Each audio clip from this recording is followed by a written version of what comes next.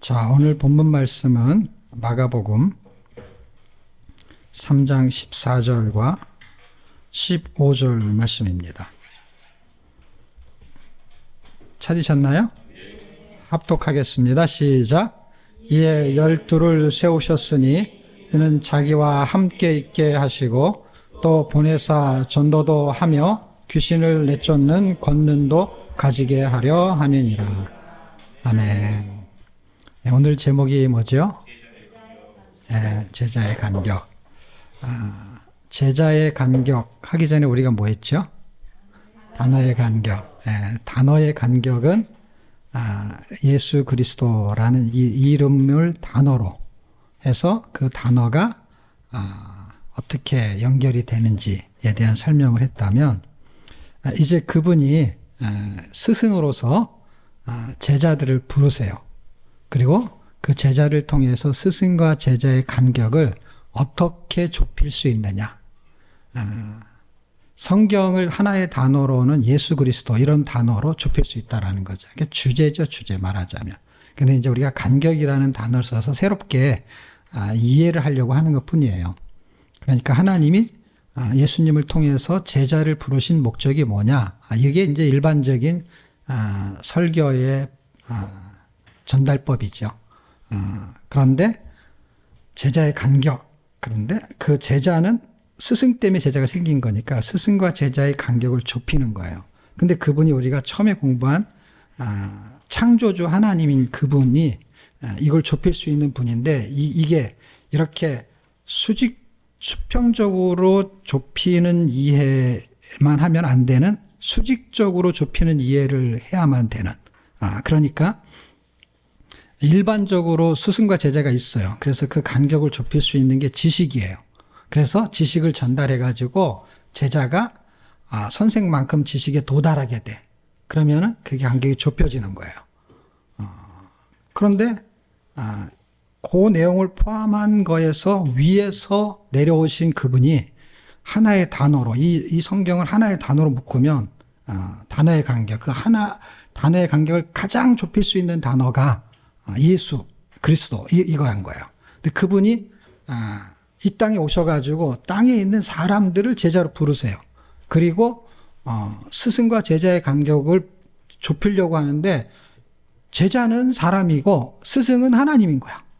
그러니까 수평적인 관계의 플러스 알파인 하늘의 간격을 좁힐 수 있는 것을 이해할 수 있는 가장 중요한 것을 마가복음에서 다루는 거예요. 물론 내용은 마태, 누가, 요한복음에도 굉장히 많이 중복되는 내용이 분포되어 있어요. 그럼에도 불구하고 그 간격을 어떻게 줄이려고 하느냐라고 했을 때에 이게 그렇게 마태복음에 비하면은 그렇게 길지가 않죠. 16장밖에 안 되니까. 그것을 크게 세 덩어리로 나누게 되면 예수님의 사역의 초기가 있고 사역의 과정이 있고 사역의 결과가 있어요.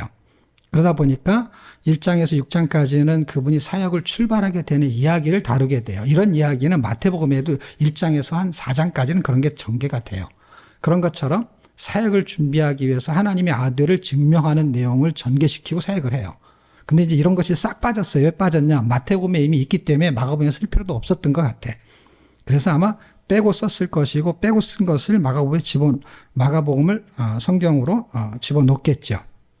그러다 보니까 이제 1장에서 6장까지에 있는 그 이야기는 사역의 초기, 그러니까 사역을 출발하는 이야기가 전개가 되고, 그리고 나서 전개가 되는 거에 목적이 굉장히 중요하게 부여되는 게 뭐냐면 내가 너희를 사람 낚는 업으로 만들겠다라는 얘기를 해요. 근데 그렇게 하려고 하면은 제자를 모집을 해야 되는데 제자를 모집하는 거는 3장에 가서 있어요.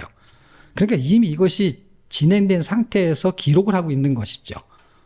원래는 제자가 모집된 상태에서 내가 너를 사람 낚는 어부를 만들겠다 이렇게 해야 되는데 1장에서 사람 낚는 어부를 만들겠다 해놓고 3장에 가서 제자 이름이 12명이 등장한다 이런 것이죠. 그러니까 그의 우선순위의 순서는 굉장히 중요하지가 않고 어쨌든 이 분포도가 사람 낚는 어부를 만들기 위해서 제자를 부르셨다라는 것으로 이해하는 게 훨씬 이익이에요. 그러니까 제자를 불러가지고 내가 너를 사람 낚는 어부로 만들게 이렇게 말하는 게 맞는 것 같지만 목적을 가지고 보면 이게 훨씬 더 쉬워요. 어떻게 해요? 사람 낚는 어부를 만들기 위해서 그게 1장 17절이니까 만들기 위해서 제자를 불렀다라고 이해하는 것이 훨씬 1장, 2장, 3장이 헷갈리지 않는다는 것이죠. 그러면 제자의 간격을 좁히기 위해서 그분이 하늘에서 땅에 오셔가지고 말하려고 하는 핵심이 뭐냐? 그 핵심은 그냥 앞에서 찾는 게 좋아요. 제가 제자라는 단어 때문에 사실 3장을 선택한 것 뿐이지 끌고 가는 거는 1장부터 끌고 가는 게 기억하기가 좋아요. 3장으로 갔다 뭐 1장으로 갔다는 뭐 헷갈리잖아요. 그러니까 1장의 17절에 내가 너를 사람 낚는 어부로 만들겠다라는 것이 뭘 좁히는 거냐? 그분이 원래 사람을 낚으러 오셨다라는 거야. 그래서 이 기술을 가르쳐 주겠다는 거야. 근데 기술이란 단어를 안 쓰고 지식이란 단어를 안 쓰고 무슨 단어를 쓰느냐 이게 중요해. 그게 우리가 말하면 요 평면적인 거로 말하면 내가 지식과 기술을 전수해 줄게 이렇게 하면 맞는 말인데 요거에서 위에서 밑으로의 간격을 줄이다 보니까 기술과 전수라는 단어를 다 쓸 수가 있는데 그런 단어를 쓰지 않고 권능이라는 단어를 써요. 그러니까 권능이라는 단어를 썼다는 건 뭐냐면 권세를 주겠다라는 거야. 권능을 다른 말로 말하면 권세야. 그래서 권세, 권능 이런 단어들을 갖고 올 수가 있어요. 그래서 오늘 본문에서도 사실 이 내용이 있기 때문에 이걸 제가 선택한 거예요. 뭐가 있어요? 권능을 또 가지게 하려 함이라는 건 뭐야? 권능을 주겠다라는 것이죠.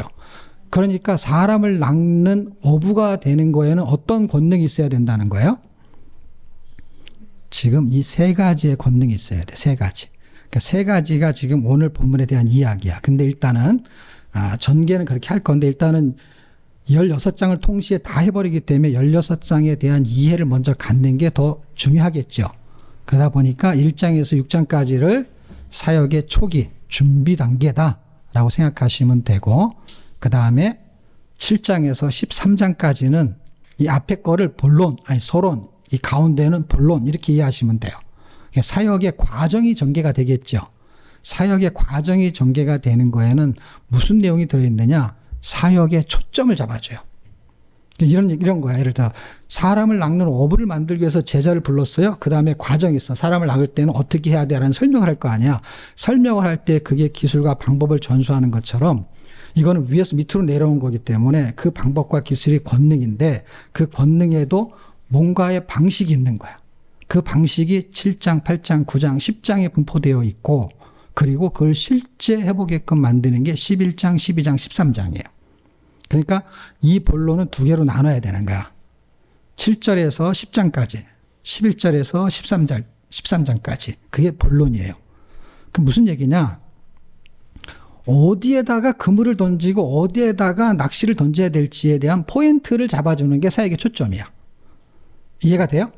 그 예를 들어 여러분 진짜 여러분이 낚시를 잘하는 사람이라면 조카나 누굴 데려가서 할 때 야 아무데나 던져가 아니라 야 거기서 던지면 거기는 못 잡아. 왜냐하면 눈에 보이지 않잖아요. 뭐가 물 밑에 있는 건 눈에 안 보이는데 고기들이 이걸 경험을 많이 한 사람들은 고기들이 이런 얕은 물에는 이런 고기가 있고 더 멀리 가면 저런 저런 고기가 있고 이런 거를 다 안단 말이야. 물때에 따라서. 그거는 그 사람들이 아는 지식이죠.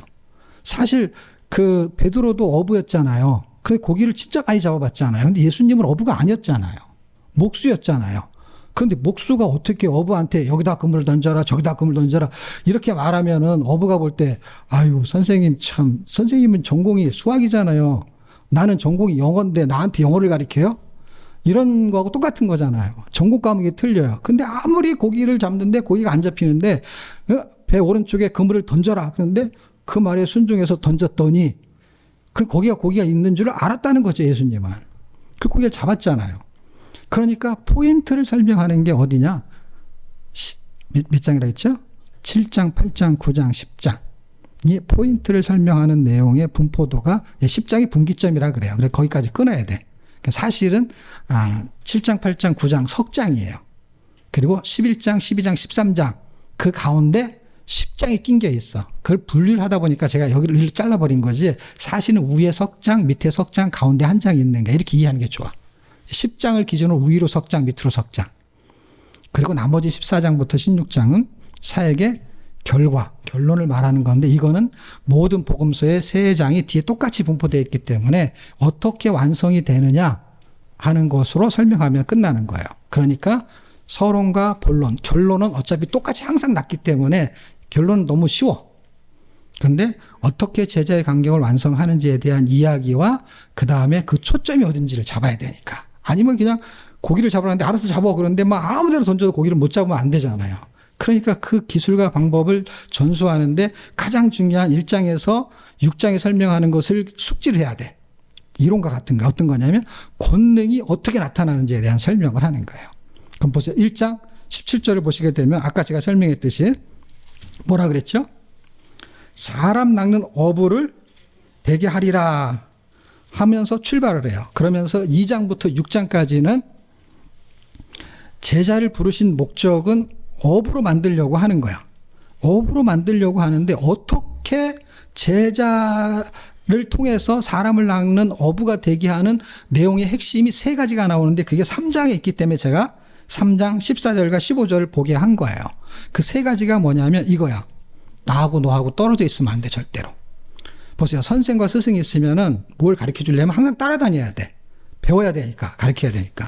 그래서 핵심적인 게 가장 중요한 게 뭐냐면 귀신을 쫓아내고 그 다음에 뭐죠? 전도하고 하는 그런 기술이 아니라 가장 중요한 건 뭐냐면 내 옆에 붙어 있어야 돼. 그래서 함께 있고, 보세요. 함께 있게 하시고, 그러니까 함께 있습니다. 함께 있게 하는 거에서 여러분 포도나무의 비유도 기억나세요?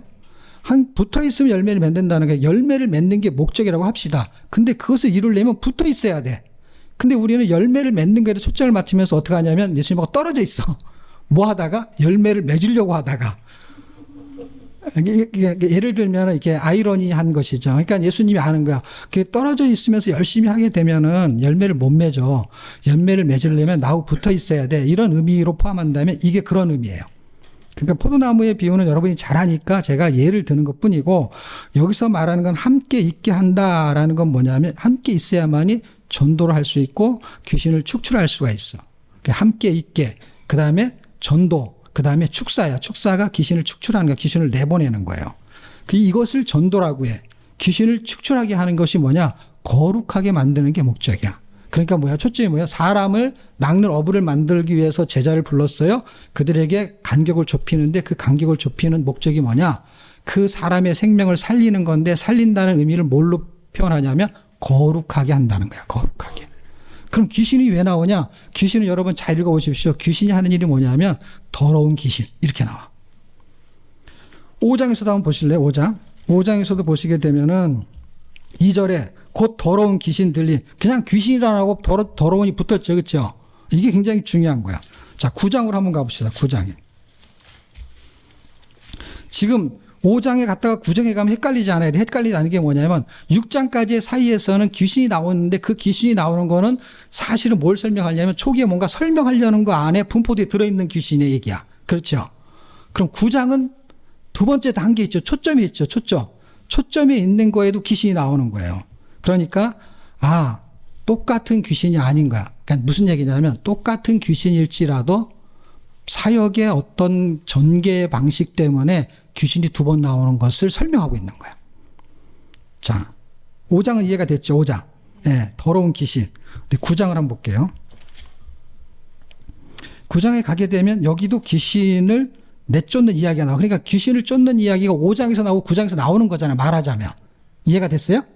근데 5장에서 나오는 것을 잘 이해한 상태에서 9장에 오게 되면 똑같이 25절에 보게 되면 그 더러운 귀신을 꾸짖어 하면서 더러운 귀신이 있어. 그게 벙어리 귀신이든 군대 귀신이든 그런 거 중요하지가 않아. 그런 거에다 초점을 잡으면 절대로 안 돼. 그건 5만 가지가 있을 수 있어. 그러니까 목적이 뭐냐는 거야. 귀신은 있고 그 귀신이 하는 일이 뭐냐. 귀신은 더럽게 하는 일을 한다는 거야. 더럽게. 그러니까 더럽다는 것이 앞에 계속 붙어요. 군대 귀신이냐 아니면 벙어리 귀신이냐 그런 건 하나도 중요하지 않다니까. 예를 들어서 암에 걸렸는데 무슨 암이냐. 암에 걸리면 다 위험한 거예요.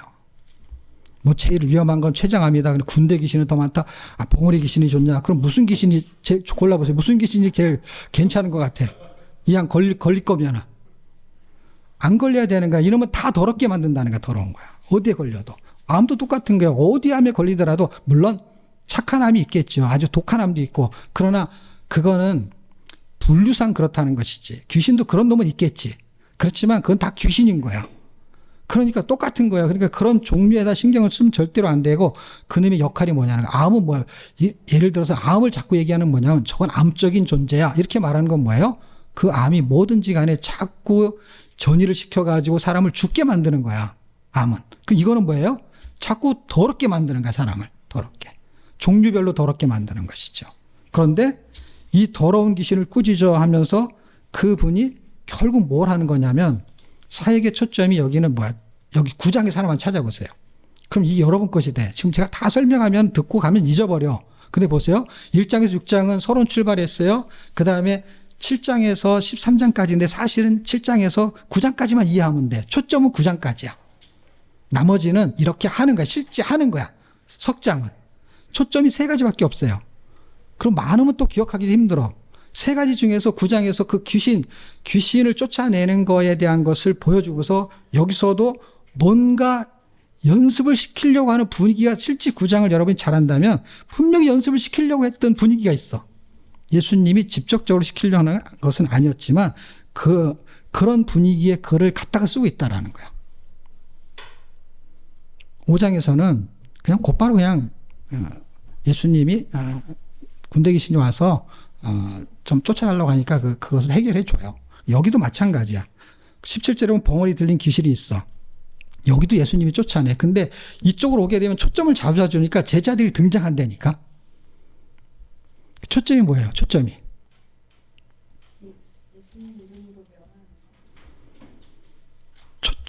초점이니까 어디다 던지는 포인트잖아. 초점이 뭐냐면 아주 쉬운 거 다 아는 거예요. 기도야, 기도. 기도가 초점이라는 거야, 기도. 기도가 초점인데 여기서 얘기를 하잖아. 예수님한테 교육을 시키잖아. 선생 제자들한테 18절 제자들한테 와가지고 이것 좀 해결해 주십시오라고 했는데 원래 이 기술을 배우기로 부른 거야, 안 부른 거야? 그 앞에 있는 1장을 절대 놓치면 안 된다. 1장하고 3장을. 그 밑에는 다 그냥 해결이 된다니까요. 하나하나 설교하는 게 힘든 것이지 제가 지금 설명하는 걸 보면 이게 다 보인단 말이에요. 왜 그러냐면 원래 부른 목적이 뭐예요? 제자를 삼을 목적이 뭐냐고. 1장 17절. 사람을 낚는 어부를 만들게 했는데 그걸 설명을 우리가 본문에서 찾았잖아. 뭐 하는 거야? 예수님과 붙어 있으면서 전도도 하고 귀신을 축출하는 건데 여기 귀신이 나왔잖아. 그래 이거에 대한 권능을 주겠다고 부른 거잖아. 근데 이게 안 되는 거야 지금. 그런데 여기서 5장에서는 그게 안 나와요. 그냥 귀신을 축출하는 것만 나와.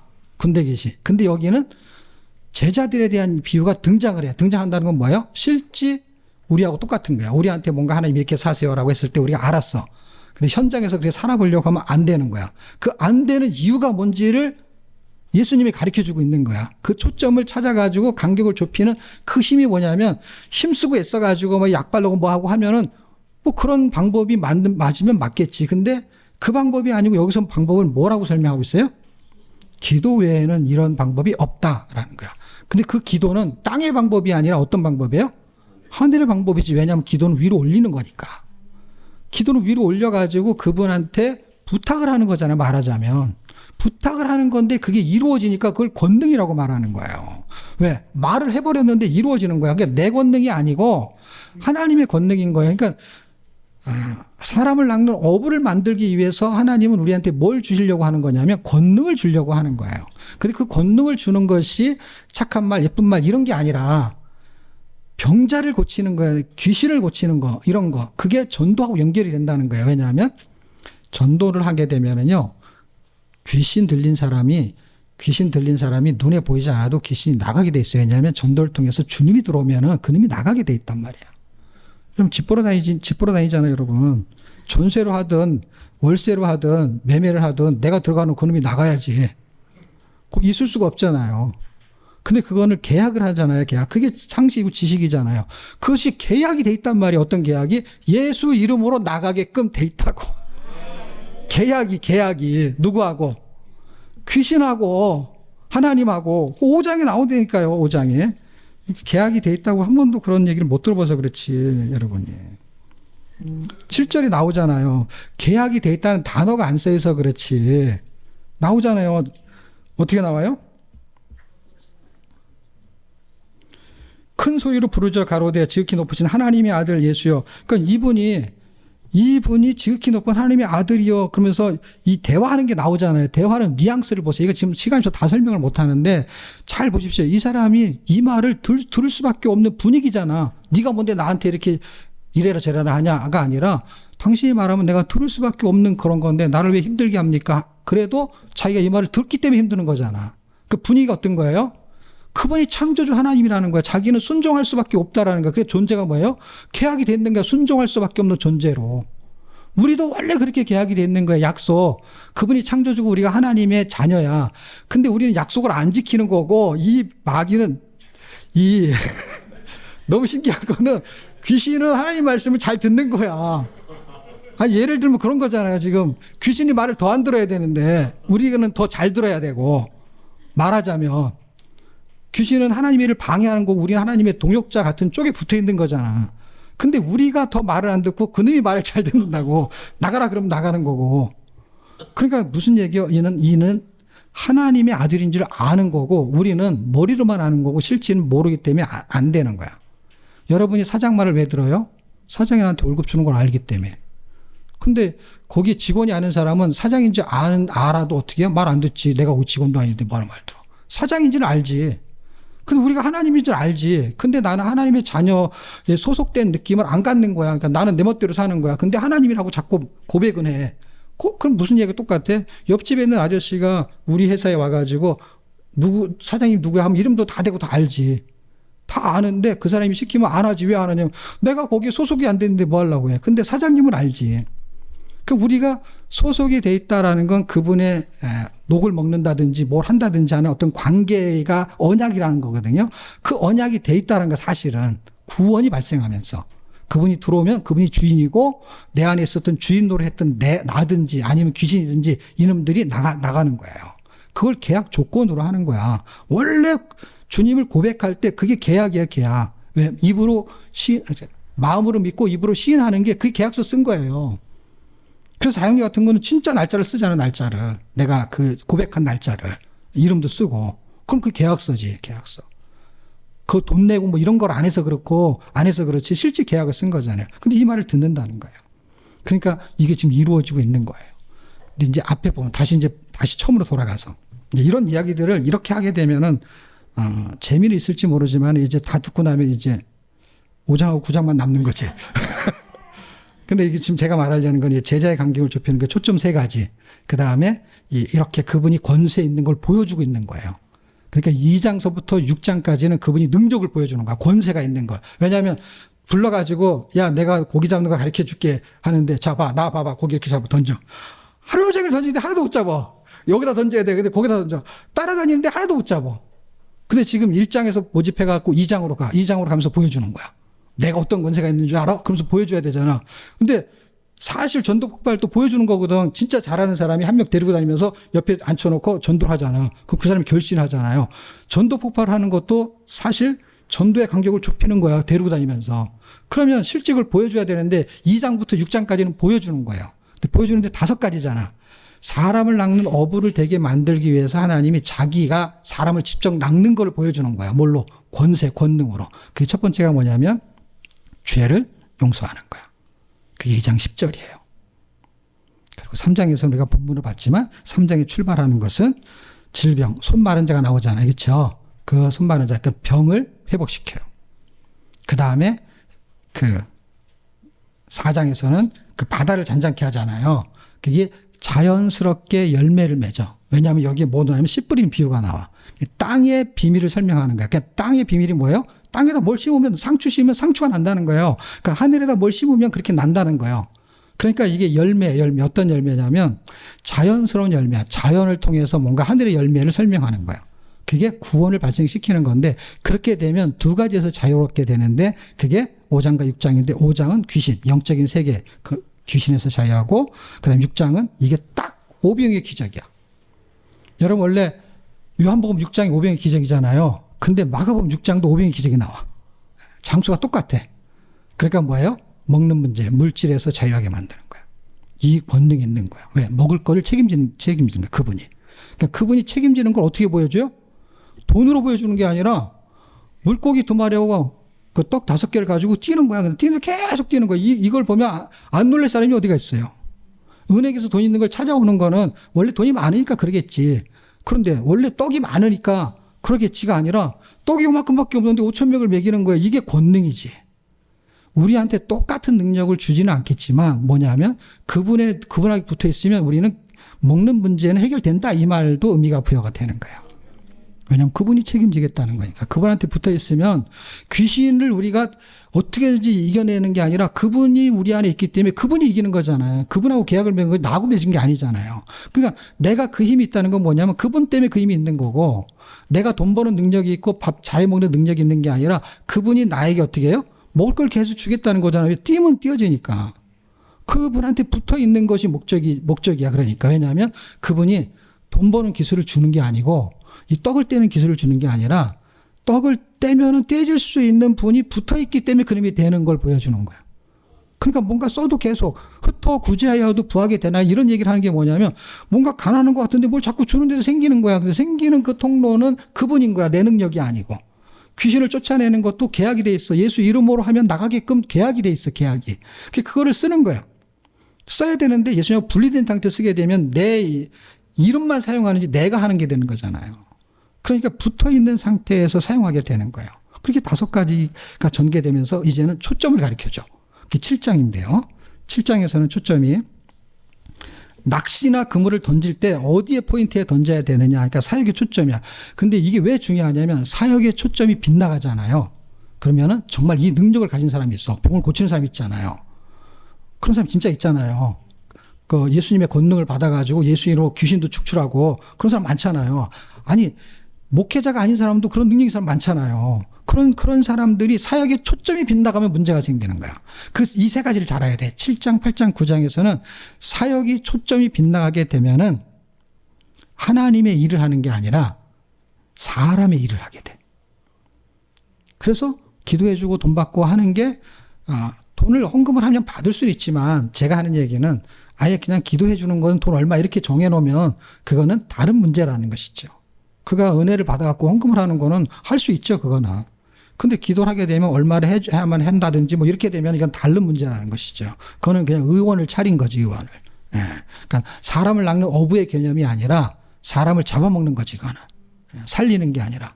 이게 다르다는 게 전혀. 그래서 이 7장, 8장, 9장이 되게 중요한 거야. 앞에 있는 이 이야기는 권능이 나한테 연결이 어떻게 되는지에 대한 능력을 본 거야. 정말 저렇게 되는구나. 라는 걸 알게 됐어요. 그래서 9장도 나온 거잖아, 아까. 그래서 우리가 9장을 먼저 본 것 뿐이지. 왜냐면 이 앞에 거를 좀 상기시키려고. 8장으로 딱 가게 되면은 교회 전통 유전이 나와, 장로의 유전. 그런데 여기서 중요한 건 뭐야? 초점이 뭐냐? 말씀이야. 왜? 하나님의 계명이 나오니까. 7장은 7절에서 8절 읽어보십시오. 하나님의 계명이 초점이야. 사람의 계명이 초점이 아니라 하나님의 계명이 초점이에요. 그리고 9장은 뭐라 그랬죠? 기도가 초점이라 그랬잖아요. 그러니까 무슨 얘기예요? 말씀과 기도가 포인트야. 간단하죠? 7, 8, 9. 말씀과 기도가 포인트야. 그래서 7장에서는 그 교회 전통이 하나님의 계명이 초점이니까 뭘 기준을 잡아야 되냐면 그 사역의 초점이 빗나가면 사람을 위해서 사람의 일을 위해서 열심히 일을 하게 돼. 그런데 이 초점을 바로 잡게 되면 말씀과 기도와 섬김은 이제 그 10장에 가게 되면 이렇게 예를 들면 예수님이 나라를 얻게 되면은 나를 뭐 우유정 영의정을 써게 해주십시오 막 할 때 예수님이 뭐라 그러냐면 으뜸이 되고자 하려면 섬기는 자가 돼야 돼 하는 게 10장에 들어있어요. 10장이 하늘의 문화를 설명하는 거야. 그러니까 이 7, 8, 9장을 이해한 상태에서 10장으로 가야 돼. 근데 이걸 다 합치게 되면 결국 뭐냐? 말씀과 기도와 섬김의 목적이 뭐냐 이거야. 그러니까 여기서 말씀과 기도하고 그 다음에 봉사하고 그 다음에 뭐 헌금하고 그 다음에 청소하고 그게 다 헌신, 섬김에 들어가. 그 목적이 뭐냐는 거야. 내 기득권을 위해서 내가 칭찬을 받고 당연히 칭찬을 받죠. 사람한테도 받고 하나님한테도 받고. 근데 칭찬을 받는 목적이 뭐냐는 거예요. 내가 좋은 사람? 아니면 내 기득권을 부릴 때 내가 밥을 사줬으니까 나한테 싫은 소리 못하겠지? 내가 잘못해도 그 다음에 나를 뭐 장로시켜주겠지? 이런 목적으로 그걸 하는 거냐? 아니면 그런 거하고 상관없이 그거는 그런 일을 했기 때문에 되는 수가 있는 거죠. 열심히 일하니까 장도가 될 수 있고 열심히 일하니까 뭔가 권사도 될 수 있고 그런 건데 그거를 되기 위해서 한 거냐라는 거는 초점이 빗나간 거야. 그러니까 우리는 교회의 50% 이상이 기도와 말씀을 가지고 섬기는 거에 초점이 빗나갔다는 걸 이해하셔야 돼요. 그래서 7, 8, 9장은 초점을 잡아주는 거의 핵심은 뭐냐? 이미 빗나간 교회 성도들에게 이 초점을 바로 잡아주지 못한다는 거예요. 목회자들이. 그냥 기도하고 성경 열심히 보고 그 다음에 헌금 많이 하잖아. 그럼 훌륭한 성도라고 생각하는 거예요. 왜? 빗나갔는데. 빗나간 목적이 뭐예요? 하나님하고 연결되지 않고 떨어져 있고 옆에 있는 사람하고 붙이는 제자의 간격이 아니라 내가 사람들과의 간격을 좁히는 거야. 그래서 내 사람을 만드는 거야. 내 사람을. 그래갖고 기득권을 만들어내. 그런 사람들은 반드시 어떤 일을 벌이느냐? 화합을 일으키는 사람이 아닌 사람이면 확실히 아닌 거야. 그건. 화합이라는 건 뭐냐면요. 옳고 그름을 분별해가지고 잘못된 거, 잘된 거를 설명해서 그거에 대해서 바르게 전달해야만이 지도자가 되는 거예요. 근데 지도자가 됐는데 교회가 화합이 안 돼. 일이 안 돼. 양보가 절대로 없어. 양보가 없다는 건 뭐예요? 다른 사람이 열심히 일하고 나도 열심히 일해. 그럼 이 사람이 열심히 일하는 거에 사람이 붙으면은 이 사람이 이 사람을 뺏어와야 되는 거야. 섬김을 열심히 해가지고 그 사람을 뺏어와. 이게 이상한 교회가 됐어요. 한국교회 정말로 무시무시한 교회를 다닙니다. 우리가. 이런 교회는, 교회가 아닌 거예요, 교회가. 헌신, 봉사를 누구 때문에 하느냐. 이게 지금 섬김의 목적이 완전히 딴 데로 갔어요. 하나님의 나라를 세우는 하나님의 일이 돼야 되는데 자기 일이 되는 거야. 자기 일. 자기. 그거는 불보듯이 뻔해요. 절대 화합을 안 하는 사람. 그런 사람은 분명히 그럴 소지가 다분히 있는 거예요. 그냥 같은 교회 성도니까 수용하고 받아주는 건데 절대로 그 사람은 옳은 길로 가지를 안 해. 성경을 보냐? 성경 잘 알죠. 기도 잘 하죠. 아프면 뭐 밤새 기도하고 경조사에 있으면은요 절대로 안 빠지는 사람이 그 사람이야, 여러분. 그런 사람한테 속으면 절대로 안 되는 거예요. 경조사 따라다녔으니 내가 안 갈 수가 없지. 그거는 그러니까 이렇게 붙는 거야. 위로 붙는 거는 뭐냐? 여기서 분쟁이 있는 걸 해결하는 사람이 이쪽에서 붙는 거지. 이쪽에서 붙는 사람은 문제가 반드시 있어요. 근데 거기에 절대로 끌려다니는 사람이 무지무지 많다는 거야. 그래서 저희 교회 성도는 절대로 그러면 안 돼. 끌려다니면 안 돼. 여기서 끌려다니면 어떡하냐고. 그럼 그 사람, 예수님하고 붙어야 되는데 그 사람하고 붙는 거야. 예? 그게 목회도 힘들고 신앙생활도 힘든 거야. 예. 그게 지금 7장, 8장, 9장이고 그런 사람이 무지무지 많다는 것을 기억하셔야 됩니다. 7장에서 해주는 얘기는 뭐냐? 결국 하나님의 계명이 뭘 한다는 거냐? 말씀이 사람을 깨끗하게 하고 거룩하게 하는 것이고 화합을 만들고 용서를 하게 하는 거예요. 이게 실천이 이제 그 11장, 12장, 13장으로 가면은 용서라는 게 등장하게 돼. 그래서 잘 보십시오. 아까 우리가 2장에서 죄를 사하는 권세가 있다고 그랬잖아요. 예수님은. 그게 뭐냐면 죄를 용서하는 거야. 그러니까 이거를 전수하게 되니까 어떻게 해요? 11장에 가서 너도 용서해. 라는 게 11장에 들어있어. 네, 이제는 11장, 12장, 13장은 그 앞에 있는 7, 8, 9장의 초점을 가지고 10장 하늘의 문화를 가지고 섬기는 자가 어떻게 되느냐? 용서하라는 거야. 근데 용서가 안 되잖아요. 용서가. 여러분, 그건 잘못된 거야 말하는 거는요. 용서를 안 하는 게 아니라 그것을 설명한 거야. 용서는 뭐냐? 그 잘못된 걸 알고 그 사람을 뭐라고 했어. 근데 용서는 그 다음에 할 수 있는 거야. 근데 잘못됐는지 안 잘못됐는지 무조건 좋은 게 좋은 거지 뭐 나중에서 아가페 그러면은 용서라는 건 아무것도 없는 거지. 잘못된 거인지가 정리가 돼야만이 용서가 이루어지는 건데 잘못된 건지 안 된 건지도 모르고 아예 그런 거 그냥 논하지가 않는 거야. 왜냐? 그런 얘기 했다가는 이미 욕만 먹게 생겼으니까. 왜? 안 좋은 소리를 해버린 거니까. 그리고 판단을 해버린다고 생각하니까. 판단이라는 것은 어떤 의미에서는 비판으로 갈 때가 있고 어떤 의미에서는 분별이라는 데로 갈 때가 있어요. 분별이라는 것은 옳고 그름을 판단해야만이 분별이 돼. 그런 것인데 내가 참을게, 용서할게. 그러면은 그것이 그 사람이 용서를 한 거야. 근데 아무렇지도 않은데 무슨 용서야. 그러니까 용서할 것도 없고 또 하나는 나는 용서가 뭐고 판단했을 때 잘못한 것이 없는 것 같아. 없는 것 같은 것으로 내가 판단을 해버렸는데 무슨 나중 예사야 그거는. 나는 내 감이 안 온 건데. 근데 그런 감이 오는 사람일 때에 해당이 되는 거잖아. 그러면 일단 그것이 잘된 건지 잘못된 것인지는 말씀과 기도를 통해서 하나님 이런 일이 있었는데 그것이 어떤 게 사회적으로, 세상적으로, 성경적으로 합리적입니까? 라는 성경을 해야만이 치리가 되는 거고, 그 교통 정리가 되는 거잖아. 그러려면 반드시 분별이 필요한 거잖아요. 분별이 필요한 것은 자기 생각과 기준이 아니라 초점이 말씀과 기도인 거예요. 그랬을 때 잘 된 거지 잘못된 거지 분별이 된 상태에서 그 다음에 액션이 뭐냐? 11장인 거예요. 그냥 용서해라. 근데 그게 아니면은 잘못된 것도 없는데 뭘 용서를 해. 그냥 아무것도 아니고 미지근한 것이지 이게. 그러니까 고쳐질 것도 없고 뭐 잘해줄 것도 없고 솔직히 말하면 진짜 용서가 안 되면서 말을 안 하면 어떻게 되는 줄 아세요? 속으로 미워하겠지. 말도 못하지. 저건 잘못된 것 같은데 또 말하면 나중에서 아니라 그러지. 그러니까 어떻게 그냥 꾹 참고 있다가 나중에 어떻게 해요? 속으로만 미워하는 거지. 결국 그거는 용서가 안 되는 거지. 그거야말로 진짜 나중에서 안 되는 거지. 그러니까 분별을 하는 것은요. 그럼 예수님도 그런 얘기 절대 하면 안 돼. 옳고 그름을. 근데 분별을 하시고 용서를 해. 분명히 우리가 죄를 졌다는 거야. 그 죄를 진 건데 죄를 사는 권세가 있다는 거야. 그러니까 뭐예요? 용서를 해야 되는데 용서가 되냐 안 되냐? 안 되지. 그래서 우리가 9장에서 뭘 배웠어요? 초점을 배웠잖아요. 뭐? 기도야. 기도를 배웠는데 10장을 잘 보십시오. 11장을 잘 보십시오. 11장을 잘 보시면 뭐가 나오는지 아세요? 용서하라고 하는데 그 앞에 기도가 붙어 있어요. 너무 신기하지 않아요? 그러니까 기도로 용서하라는 거야. 기도로. 놀랍지 않아요, 여러분? 이렇게 용서할게 이게 아니라 용서가 안 되니까. 용서가 안 된다는 건 뭐예요? 용서가 그렇게 쉽게 안 된단 말이야. 아니 분별을 해가지고 저놈이 내 돈을 100만 원, 200만 원, 1000만 원 떼어먹었는데 나중 내사 그래 없던 걸로 해. 이게 쉽게 안 된단 말이에요. 쉽게 안 되니까 어떻게 해요? 기도로 용서하라는 게 기도로. 내 힘으로는 용서가 안 된다는 거를 11장에서 보여주는 거예요. 굉장히 이게 효과적인 거예요.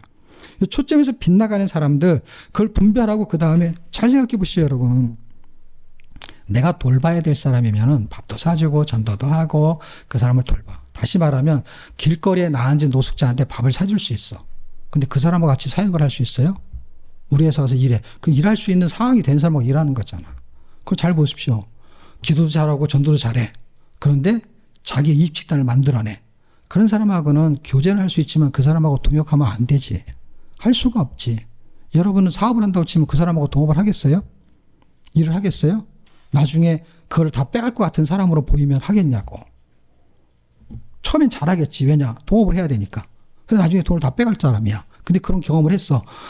그러면은 뭐 일도 잘하니까 같이 일 잘해가지고 그 사람이 목적이, 사역의 초점의 목적이 뭐냐니까 빗나갔다니까. 하나님의 나라에서 헌신하는 게 아니라 자기를 위해서 헌신하는 거야. 그러니까 일을 열심히 하지. 열심히 하면서도 완전히 빗나간 사람은 누구냐? 그게 신천지였기 때문에. 얼마나 열심히 해요. 근데 신천지로 데려가잖아. 근데 신천지 같은 사람들이 교회 안에 있어갖고 어디로 데려가는 게 아니라 자기한테로 오게 하는 거잖아. 더 나쁜 신천지지. 자기한테로 오게 해가지고 교회가 망가지든 어쨌든 신경 안 써. 나를 신경 쓰게 하고 기분 나쁘게 하면 교회가 뭐가 다 없는 거야, 그냥. 치리도 없고. 그리고 기준이 자기야. 그러니 이게 화합이 됩니까? 이런 사람 한 명 있고 저런 사람 한 명 있어가 목회가 얼마나 힘들어요. 왜? 아무 말도 안 들으니까. 근데 이런 사람들이 교회는 항상 있거든. 그게 초점이란 말이에요. 기도와 말씀과 섬김의 목적은 사람의 일을 하는 게 아니라 하나님의 일을 하기 위해서 움직이는 거야. 거기에 돈도 들어가고 시간도 들어가고 모든 게 들어가겠죠. 그래서 그 초점을 절대로 놓치면 안 된다라는 게 7, 8, 9장이고 10장은 그 문화를 설명하는 게 어떤 거예요? 섬김의 문화를 설명하는 것입니다.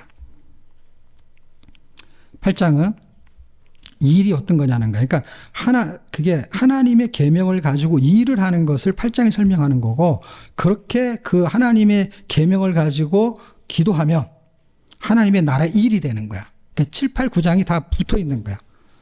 하나님의 일, 그 다음에 하나님의 계명, 그러니까 하나님의 계명 7장, 그 다음에 8장, 하나님의 일, 사람의 일이 아니고, 그 다음에 9장, 기도잖아요. 그게 붙어 있는 거야.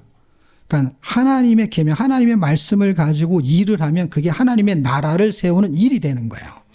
그래서 7, 8, 9장이 연결이 되는 것입니다. 자, 이제 결론을 맺게 되면 권세를 이양하는 이제 교육을 하는 거에 세 가지를 설명하는 거야. 그게 11장 25절 보겠습니다. 이제 여기서부터 중요한 거야. 이제 분별이 된 상태에서 이제 전개가 되는 거예요. 전개가 되는데 25절 보세요. 서서 기도할 때 아무에게나 혐의가 있거든. 뭔가 잘못한 게 있거든. 그걸 발견했어. 그러면 용서해라 이 말이야. 혐의가 없는데 뭘 용서를 하냐고. 잘못한 것도 없는데. 물론 이렇게 하면 안 되지. 잘못한 것도 없는데 잘못한 것처럼 막 해놓고 용서하면 그것도 말이 안 되지만 분명히 잘못했는데 아무 얘기도 안 해. 그럼 솔직히 말해보세요. 여러분 자녀들이 뭘 잘못했는데 아무 얘기도 안 하면 그게 부모예요? 아니지. 그거는 자식도 아니고 부모도 아니지, 관계가. 잘못을 했는데 어떻게 가만히 있냐고, 부모가. 이야기를 해야지.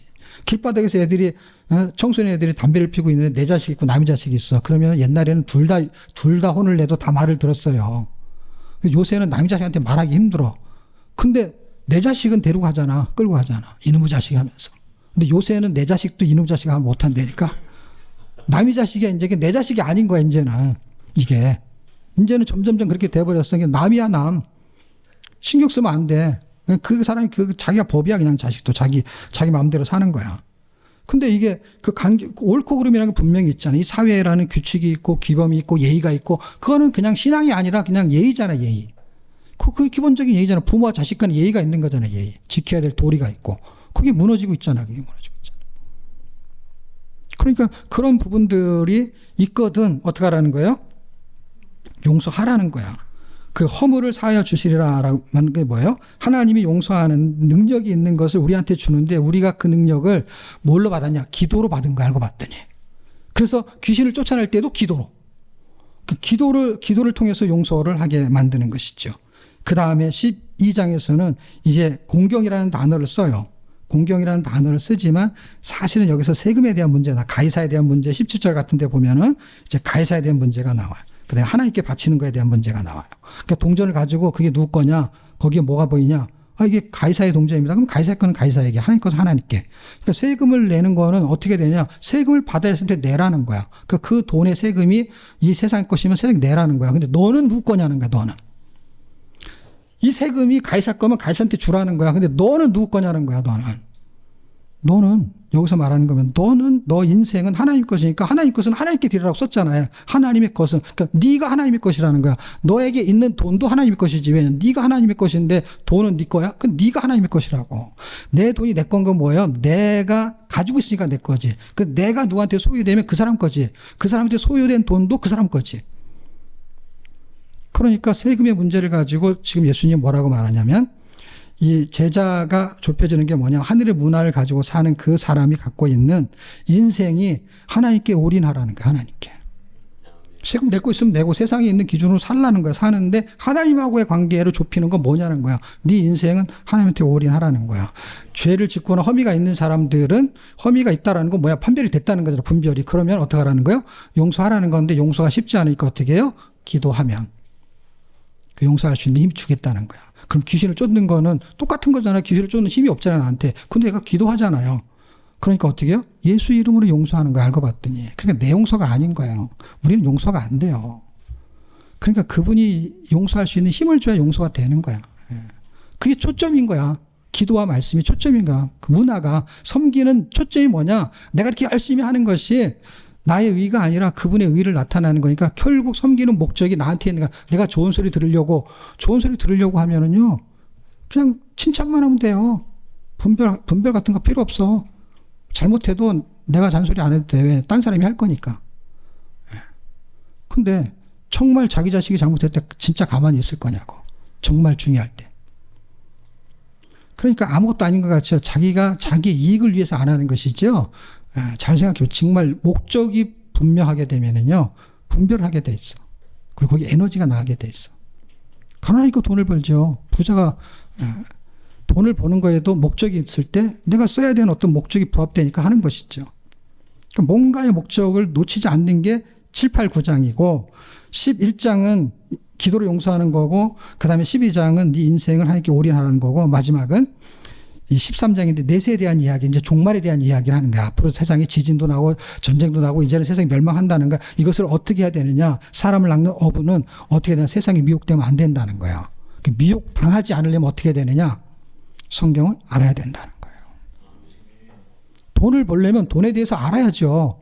사기를 안 당하려면 전세, 매매 이런 거에 대해서 법을 그래도 기초법을 알아야죠. 부동산에 다 해주라도 거기에 뭘 떼어보고 뭐 하고 하는 기초 지식이 있잖아요. 아무것도 모르면 안 되잖아요. 그러니까 이 세상에서 신앙생활 하는 사람은 그런 데는 바삭한데 신앙생활에 진짜 해야 될 거에 대한 거에 미혹당하지 않고 신앙생활을 제대로 하려면 성경을 알아야 된다는 게 성경. 그게 계명이에요, 계명. 말씀을 알아야 되는 거예요. 왜냐? 초점이 말씀과 기도인데 기도는 뭐라도 한다고 칩시다. 근데 말씀은 알아야지 뭘 하지. 그러니까 기도도 배워야 되긴 하지만 기도는 그래도 뭔가 하게 되면 뭐 용서하면 용서하는 말도 하고 이렇게 뭔가 실행이 가장 빠를 수 있어요. 근데 말씀은 뭐 지풀도 모르는데 뭘 어떻게 적용을 하냐고. 읽든지 공부하든지 뭘 해야지. 예. 그러니까 이 마지막에 끝나는 게 뭐예요? 미혹당하지 않으려면 진리를 알아야 된다는 게 진리를. 1장은 뭐고 2장은 뭐고 마태복음 뭐고 마가 뭐 그런 게 아니라 그거는 진리를 설명하기 위해서 수단으로 제가 설명하는 것뿐이지 진리가 뭐냐는 거. 오늘의 진리는 뭐예요? 섬김의 목적이 뭐냐는 것이죠. 기도와 말씀을 열심히 하는 목적이 뭐냐는 거예요. 그거를 놓치게 되면은 우리는 그냥 꽝 되는 수가 있는 거예요. 열심히 하는데. 마지막 결론. 사역의 결과는 뭐예요? 사역의 결과는 완성이 되는 건데 16장 15절 만민에게 복음을 전파하라. 왜요? 전도로 모집을 한 거니까. 저와 여러분이 기도와 말씀을 잘 붙잡아서 그 다음에 우리가 헌신하고 수고하는 건 자기 분량만큼 하는 건 맞아요. 그런데 목적이 빗나가는 거는 많이 할수록 위험한 거야. 잘할수록 위험한 거야. 그거는 저도 그렇고 여러분도 그렇고 거기는 자가당착에 빠질 수가 있어. 왜? 내가 잘하면 좋지요. 사람들이 다 칭찬하니까. 그런데 어느 날 그게 자기의 유익을 위해서 하게 되면은 이게 잘 됐던 것이 화가 될 수가 있어요. 그래서 조금씩 칭찬을 덜 받는 것도 괜찮아. 그 사람 장로밖에 안 됐었는데 박대선. 그 기도하니까 사람이 막 난된 거야. 처음부터 그러지 않았거든요. 그 자기가 하나님처럼 돼버린 거야 어느 날. 그러니까 뭐 너무 뭐 칭찬만 받으려고 안 해도 되는 거예요. 왜냐하면 잘해야 되는데 좀 부족한 게 사람은 다 있잖아요. 다 있는 것은 보완해 나가는 건데 목적이 분명하게 되면은 그거는 좀 부족할지라도 그게 문제가 되지 않는다는 거예요. 이 기준을 놓치지만 않는다면. 저와 여러분이 이 제자의 관계, 우리는 제자예요. 그래서 제가 제자를 키우지 않는다는 건 뭐냐면 우리는 다 하나님의 제자인가 예수님의 제자예요. 그러니까 우리는 동역자예요. 그래서. 그 제자가 되기 위해서는 저도 성경 읽고 기도하고 섬겨야 되는데 그것이 내가 돋보이기 위해서가 아니라 내가 그걸 통해서 하나님의 나라의 일꾼이 되기 위해서 연합하는 쪽으로 가야지. 자꾸 자기 사람을 만들려고 하는 거는 절대로 화합이 없는 거예요. 화합이. 그리고 자기 칭찬만 자기만 돋보이는 거예요. 자기만. 그런 부분을 절대 놓치지 않고 저와 여러분들은 예수님의 제자가 되기를 주의 이름으로 축복합니다. 기도하겠습니다.